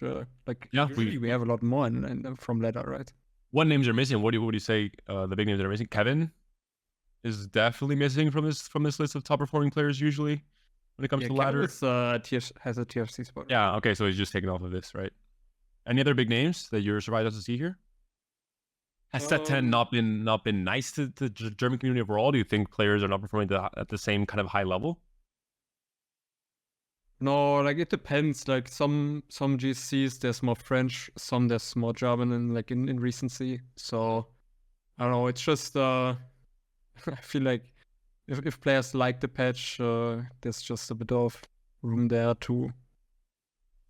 Kenobi and Sasa, does the French and German community enjoy the set overall, like so far? What do you guys think? I think it's kind of hard to talk for the French community at large because I have been a little bit isolated from the main talking group, so I don't want to speak in their name wrongly, but I think the set has had it's very close to being great, but the system changes have had a very rough impact on the perception that we have. Some names that are not from the major region, just to mention them. Kerfuzzled, very happy to see him qualifying again. He had a great run set 8. Happy to see him, trying to come back into the kind of swing of things. In this set, Kaspersky, also from Poland, is a player that did not have a good set 9 at all, but is now making a comeback, it seems like, on ladder. Chusa from Spain as well. And I think that's most everything. Chinar, also almost always in these pretty high spots on ladder. And Kubikson, as you mentioned, Alan, not always at the very highest ranks on ladder. I think last set was when he first started making a big name for himself as someone that could, be ranked 1 on demand or be top 10 on demand. And it seems like it's transferring into this set as well. So I think that's great to see. Bibson has a better end of the patches than the beginning of the patches. Like he's kind of inconsistent player, and he's not a day 1 of the patch great player. He needs to pretty much settle in and know what's good and know how to angle into that from different lines. Got you. And look at UNE. Some players from Meta are playing in UNE now, it looks like, for Snapshot. I did not know this is the case for this set, but Mujiwara is there, which is surprising, but great to see him there. And we have some big, usual UNE names like Og, like Saru, for example, like Skarambez. Also some newer names. Demacian Raptor, I know. He's one of Froden's mods, and someone who's in the chat here as well. Managed to qualify as well through the UNE ladder. I think it was ranked 2 for this third snapshot that we didn't showcase in the snapshot page yet. I know I've seen him in Alan's chat as well. He's a mod of many channels, it seems like, in the TFT community. So great to see these players also proving that they have what it takes to make it a GSC, and hope we can do well in this tournament. Any other standout names on the rest of the ladder snapshots you guys see here? Turkey, just Savali coming through, Sacred Norris. Yeah, we'll see Arat as well. A lot of new names overall coming in from some of the snapshots. So hopefully we see, I think every set some new names come in, and they tend to perform, some of them at a high level, and kind of become staples in GSCs going forward. So hopefully we see that in this GSC as well. Moving forward, with a little bit more housekeeping. We have the formats to talk about for players or viewers that are not from EMEA, that don't know generally how the format looks like, or how exactly it works with the GSC. 128 players in total, 3 days of competition starting on Friday at 4 p.m. CET. Same schedule for Saturday and Sunday as well. The winner directly qualifies to EMEA finals at the end of the set. We're going to have 2 of these GSCs this set, one in January, one in February. And you get points depending where you finish. And 16 players overall qualify to the finals directly from the points they accumulate. So the consistent tournament performers, they end up making it at the end of the set. And in this case, you get points for both day 3 and also day 2, depending where you finish.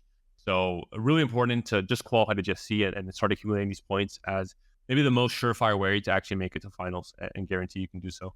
Do you guys agree, Salsa, your approach as a competitor when the set starts? Is your main focus on making it to GSCs and accumulating GSC points, or is it, through ladder snapshots?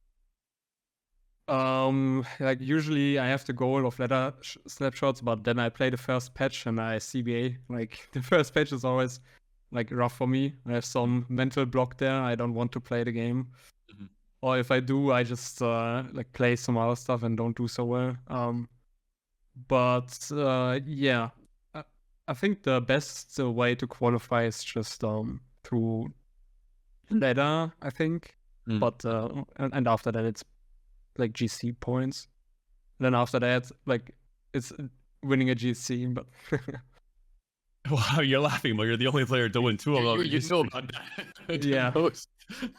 So one player that should confidently say, "Oh no, I just plan to win a GSC. That's my route to qualify to a finals." I think not every player has kind of a realistic and feasible chance to make it through Snapshots. I think Snapshots is very difficult when it comes to consistency, and it's kind of almost always the same names who are just very good at the game, but also play a lot and dedicate a lot of time to play full-time GSC, which not everyone can do. Which is why I think open qualifiers have a good spot.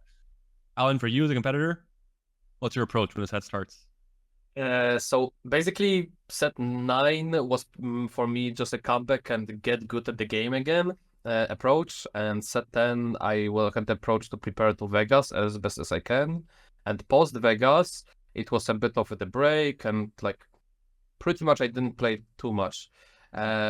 But from now on, I did too much for fun playing in the tournaments, which I shouldn't be doing. I don't know why I did it, but now it's serious mode, beast mode. No more for fun. Only winning. Only best lies. I hope you learned your lesson, because those 2 rerolls you played, they were not it. Those exact moments in time. On ladder, sure, go for it. But in a crucial moment, I think you have to stay somewhat serious with the lines that you keep open as possibilities, basically. Yeah, we go 1-2 next GSC. Easy. And I qualify, I'll right? take first. I'll take first. You can take second. I need points. I've won enough. You can have first. Thank you. Oh, right. I'll get 128. As long as I qualify next GSC, I'm good to go. I'll play day 1 and I'll slide out and cast the next 2 games. The next 2 days. The snapshot is quite soon, right? It's like end of January. So yeah, end of January. Yeah. And looking briefly at the finals format, we're obviously still far from that, but just for anyone that does not follow EMEA so they understand, 32 players total will be qualifying. It's very, very hard. I think much harder compared to North America, simply because of the depth and just how many good players, semi-elite players there are in EMEA as a whole, when you count different countries and regions.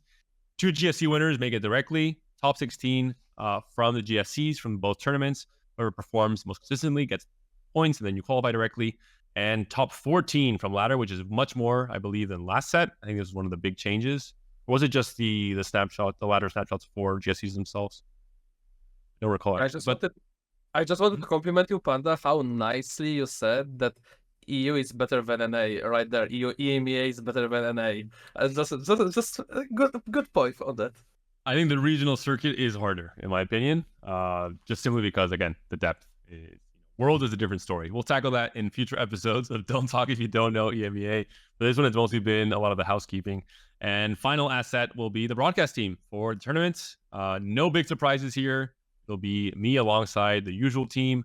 Wida makes Counterfeit Iberia, who's making a comeback, gratefully and thankfully coming back to the broadcast team for this set, as well as Morgan coming in. He joined already kind of officially last set, but no surprises here. I think not much to comment on. I just wanted to have the info out there for any viewers so they know who will be casting the tournament.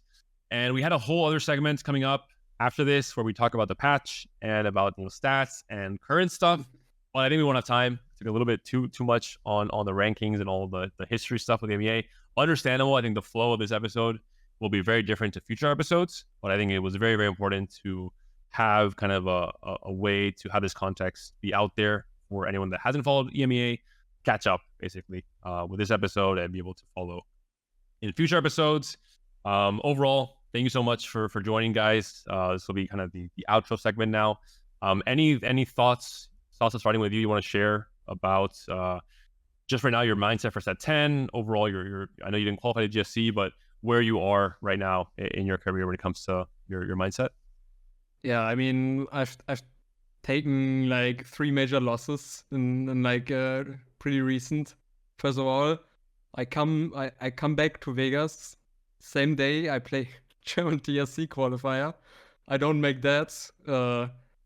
Then there was the Vegas finals. That was before that. Like I go dead last, and then I don't make open qualifier. So it's been rough for me. But yeah, like it's a wake up call for sure. Like I've done bad in the past, and I can come back from this. And like the best I can do now is like practice more, like improve, spend more time with my study group, and yeah, come back stronger. And one prediction for a player that you think will either win GSC or you think will severely outperform expectations, a player that you think just whoever you want to highlight as kind of your favorite or someone you want to talk about coming into this tournament? Yeah, I mean, I know if I don't pick someone for my study group, they will yap. No biases. Just be honest. Protect you, don't worry. I think Yidustar will do very well. Picking a French person so Kenobi doesn't rat you out. I got you. Okay, understand. I've noticed such a the French players. I'm a simp for French TFT, so I'm a traitor. Kenobi, similar for you. Any final thoughts? Where are you at with your career, your goals, your approach for this set after the Open Qualifier, and then also your prediction for this tournament? Honestly, it's been my experience. This set has been quite similar to Sasa. I've taken major losses, not qualifying through snapshots, falling short in the OQ, going into the finals of the French TRC tournament, and then I ended up second to last. And so now it's the second half of the set, and I'll just try to get better and do better for both of the next big tournaments, which is the French TRC second tournament and the second GSC. And for who I think will do great in this GSC, I hope Volta does great. Good answer. Safe answer. Number, was it 2 or 3 all time? But still, definitely a good answer to have for any GSC, I think. Alan, same for you. Current mindset with TFT, with your goals, and then a prediction. So pretty quick. As a player, just improve, constantly get better, less for fun gameplay.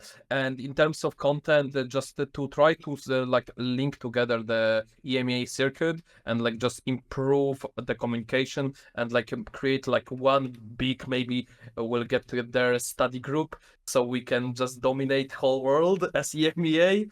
And the dream. And my pick by heart, if I go either Shirka and Olelush, just go with my Polish homies. And if I go by the mind, given how Jungler finds gold openers every time I see him, it won't be Jungler. This patch, if you get gold opener, if you don't go first, something's wrong with you. I think even without the gold opener, I think Jungler will have a good time making day 3 for sure. He's been in day 3 every GSC since set 8, since he really started being dominant. If he wins it, that'll be a different story. We'll see if he finally gets that big win and not just finishing in the top 10 every time. For myself personally, prediction-wise, I want to say Dalisum. He really impressed me last patch. I was worried that this very new patch coming to GSC would kind of change how his playstyle, whatever it is, and he would get knocked back, as I always am somewhat disappointed by Spanish players in GSCs, but Kenobi, you've whispered some great words into my ear. He's 1.9 KLP. I'm going to watch his VOD now when we're done here. And now even more excited about his performance coming up to this tournament. I think we have roughly around 10, maybe a bit, 8 maybe Spanish players. So around the same we always have. Hopefully, I won't curse anyone as a caster. And hopefully, at least a few of them can make day 3. It would be great. And for myself personally, very happy to be doing this podcast now. As Alan mentioned, the big picture goal, and I've talked, with Kenobi and Sasa and a lot of the EMEA players behind the scenes, is to start doing different initiatives that will make life easier for players, that will help them create more content, that will help us have more narratives to talk about players. And that, again, comes around centralizing a lot of this content into the English language and being able to do stuff like this podcast, which will be, I think, more fun, more yapping, more of kind of the NA type stuff in future episodes. This episode was a bit more informational, a bit more serious, because I think we had to do a big recap for anyone that wanted to start joining this journey and this scene from now on. And personally, very happy with the Open Qualifier results. Enjoying Set 10 a lot, playing a lot of games. Still not Challenger, which is embarrassing, I know, but for GSC, I will make it for sure in the next 2 days. And hoping to do a good job this weekend cast. I think Set 10 is going to be a hard set to cast overall with how complex it is from a player perspective, but also from a caster perspective. So we'll see how that goes. But thank you all for joining me, Kenobi, Sasa, Alan. Alan, I'll be seeing you very often. Kenobi and Sasa, hope you guys enjoyed the experience. And hopefully in the future, there will be more spots for you guys to return, either as guests or even just hopefully as chatters in future episodes. Oh, I'd definitely be chatting. Good to hear. For anyone watching this, we'll have the VOD on my Twitch channel. It'll be enabled here, but it'll also be on the Don't Talk If You Don't Know YouTube channel, as all their podcast episodes are usually. And we'll be having an episode after or before every GSC. So the next one will be next month, I assume. And maybe episodes after GSCs. Not sure about this GSC because that would be next week already. But for GSC 2, similar thing. And then we'll have a preview event for finals and hopefully a recap event as well after finals and before Worlds, previewing Worlds as well. So that's kind of the rough schedule, but nothing is really set in stone or planned yet for EMEA. And hopefully I want to do some co-streaming and watch partying kind of stuff, following in Ferdinand's footsteps. Sasa and Kenobi, you guys are invited to join if I do get this going. I would like to have players who are not competing in tournaments or, whatever we are knocked out to come join and have kind of a round table of top EMEA talent being able to come together in one place, not just in the podcast. So that's really all the plans. That's all I think I have to talk about for this first episode. Hopefully you guys enjoyed it. Hopefully you guys enjoyed the top 20 ranking, which will be updated to reflect Dark Hydra's correct position near the middle of the pack. Just in case he still wants to kill me. But that'll be all for episode 1. Hope you guys enjoyed. Or watching the VOD. Hope you enjoyed as well. Hopefully you're now tuned into what EMEA is like for TFT, what the scene is like, what the players are like, and hopefully you enjoy following the scene, these players, and these storylines for the future of this set and the next 2 sets as well. Take care, guys.